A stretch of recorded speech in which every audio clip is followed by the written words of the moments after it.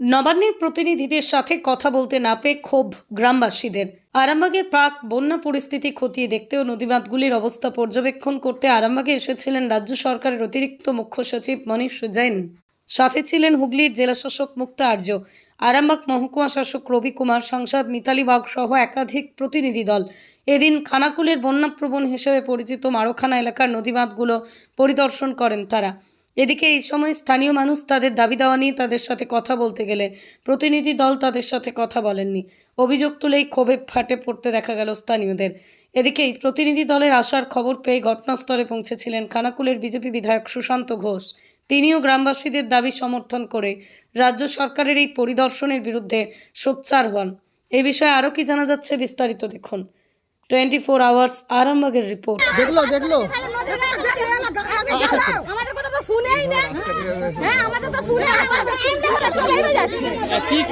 কি সমস্যা কি আপনাদের? নদীর জল যদি সবসময় বয়ে বন্যার জলে যদি বাঁধ ভেঙে যায়, ঘর বাড়ি পড়ে যাবে, তাহলে কি করবে?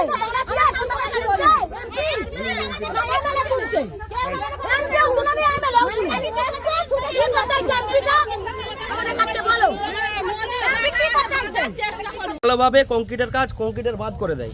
আজকে যারা এসেছিল বলেছিলেন তাদেরকে? হ্যাঁ, তাদেরকে বলা হয়েছে। তারা বলছে যে বাঁধ হবে, এরপরে বাঁধ, এই বাঁধটা হয়ে গেলে তারপরে করবে। কিন্তু আমাদের বক্তব্য যে আমাদেরকে করে দিতে হবে, আমাদের চাই। তারপরে ব্যাংকে স্ট্রেংথেনিং কাজটা মানসুন পরে ধরা হবে। এখানে সবাই লোককে বলা হয়েছে, এটা তো প্রত্যেক লোকের জোট কাজ, ভালো করে টিম ওয়ার্ক করে 30 জুন মধ্যে কাজটা কমপ্লিট করে ফেলতে হবে। কান্ট্রি থেকে স্লোপ আর তারপরে রাস্তা যে মাটি ধরা কাজটা বাকি আছে সেটা তারা ডেলি রিপোর্টগুলো পাঠাবে আমাদের কাছে। আশা করছি 30 জুন মধ্যে কাজটা কমপ্লিট করবে। পুরো দমে প্রস্তুত আছে। আপনি দেখছেন অনরেবল এমপি এখানে আছেন, ডিএম নিজে এখানে আছেন। তারা মানে ডেলি ঘন্টা পর ঘন্টা রাজ্য স্তরে, তৃণমূল স্তরে প্রত্যেক কাজটা ভালো করে হোক সেজন্য ইনফরমেশন নিজের কাছে রাখছেন, ফলে কোঅর্ডিনেশনটা খুবই ভালো। তো ওখানে তো আমার সঙ্গেই ছিল, তো আমি ওখানে দাঁড়িয়েছিলাম, কথা বলেনি মানুষের সাথে, কারণ মানুষের প্রশ্নের জবাব এরা দিতে পারবে না। শুধুমাত্র মুখ্যমন্ত্রী আসেন হাঁটু জালে পা ডোবানোর জন্য। স্টেট থেকে এখন যে মুখ্যমন্ত্রী আসছে না, কোনো মন্ত্রী এখানে ঢুকতে পারছে না, সেই জন্য অফিসারদের পাঠাচ্ছেন। কিন্তু কাজ হচ্ছে কি?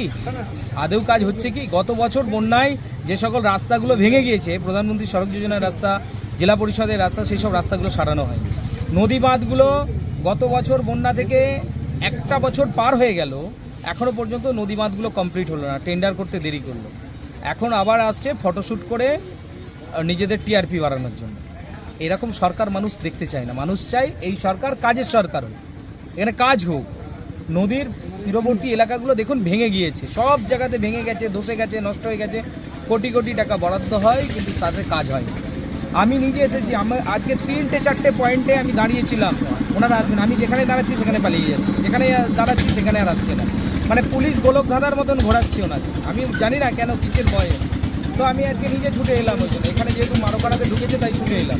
এই যে ওনাকে অভিযোগগুলো জানালাম, অবিলম্বে নদীর তীরবর্তী বাঁধগুলোকে দ্রুত সংস্কার করতে হবে, যে জায়গাগুলো অল্প বিস্তর ভাঙা আছে সেগুলোকে সংস্কার করতে হবে। বেশ কিছু পয়েন্ট ওনাকে বললাম। আমাদের রূপনারায়ণ নদীর নিচের দিক যেগুলো পলি পড়ে গেছে, সেই পলি খননের ব্যবস্থা করতে হবে, ওনাকে বলেছি অবিলম্বে এগুলো করতে হবে। সেই সঙ্গে যে বাঁধগুলো এখন এই যে বাঁধতে রয়ে গেছে, অর্ধেক অবস্থায় রয়ে গিয়েছে, এই বাঁধগুলো যদি কেটে যায়, এই সময় যদি নদীতে জল বাড়ে, বাঁধগুলো যদি কেটে যায়, তাহলে এখানে মানুষের জন্য রিলিফের ব্যবস্থা কী আছে। গত বছর রিলিফের আমাদের খানাকুল 2 পঞ্চায়েত সমিতিকে রিলিফ কেনা হয়েছিল, তার টাকা এখনও পর্যন্ত পাওয়া যায়নি। প্রায় 50-60 লক্ষ টাকা এখনও পর্যন্ত পাওয়া যায়নি। আর গত বছর যারা বোর্ড দিয়েছে, স্পিড বোর্ড দিয়েছে, তারা এখনও ভাড়া পায়নি। যারা খাবার দিয়েছে যেসব দোকান, তারা এখনও টাকা পায়নি। তাই এবছর আবার কি হাত পাততে যাবো নাকি আমরা? ওনারা আসবেন, ছবি তুলবেন, চলে যাবেন, এই জিনিস হতে পারে। ওনারা আসুক, কাজ হোক, এটা আমরা চাই। সন্তানের পরে মন বসছে না, প্রচুর পরিশ্রম করেও আপনি আশানুরূপ পারিশ্রমিক পাচ্ছেন না, যার ফলে আর্থিক সংকট আপনার জীবনে দুঃখ এবং চাপের ছায়া ফেলেছে।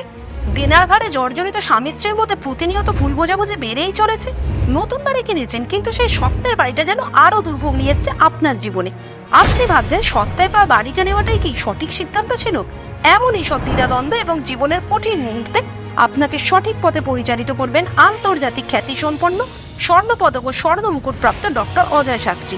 তিনি শুধু আপনাকে পথই দেখাবেন না, আপনার জীবনে সত্যিকারের সুখ, শান্তি, ঐশ্বর্য, অর্থ যেন সঠিক সময় আপনার কাছে পৌঁছে দেয়, সেই দায়িত্বও নেবেন। তার অভিজ্ঞতা এবং জ্ঞানের আলোতে আপনার জীবন হয়ে উঠতে পারে নিরুদ্বেগ ও সমৃদ্ধির পথে ধাবমান। তাই আর দেরি নয়, স্ক্রিনে দেওয়া নাম্বারে এখনই ফোন করে ডক্টর অদয় শাস্ত্রীর সাথে যোগাযোগ করুন। কে জানেন, হয়তো একটিমাত্র ফোনই আপনার জীবনকে বদলে দিতে পারে।